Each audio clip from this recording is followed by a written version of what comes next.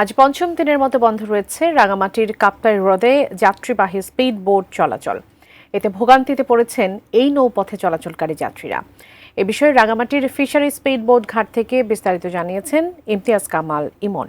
দেশের বিভিন্ন নৌপথগুলোতে স্পিডবোট যাত্রীদের ভাড়া নির্ধারণের পর থেকে কিন্তু এই কাপ্তাই লেকে 5 দিন ধরে বন্ধ রয়েছে যাত্রীবাহী চলাচল। সরকার ভাড়া নির্ধারণ করে দেওয়ার পর থেকে আহ রাঙামাটির যে স্পিড বোট গুলো রয়েছে সেগুলো বন্ধ থাকায় এখানকার 6 উপজেলার হাজারো যাত্রী কিন্তু এখন ভোগান্তিতে পড়েছে। গত 25 এপ্রিল এক প্রজ্ঞাপনে সারা দেশে নৌ রুটে কিলোমিটার হিসেবে স্পিড বোটের ভাড়া নির্ধারণ করে বিজ্ঞপ্তি প্রকাশ করে বাংলাদেশ অভ্যন্তরীণ নৌ পরিবহন কর্তৃপক্ষ।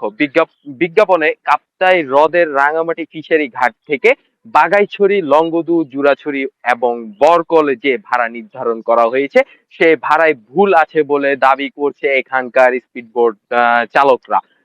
এই নিয়ে আমি যাত্রীদের সাথে কথা বলেছিলাম। যাত্রীরা যেটি অভিযোগ করছে, এই স্পিড বোট গুলো বন্ধ থাকায় গত 5 দিন ধরে তাদের নানা চরম ভোগান্তিতে পড়তে হয়েছে।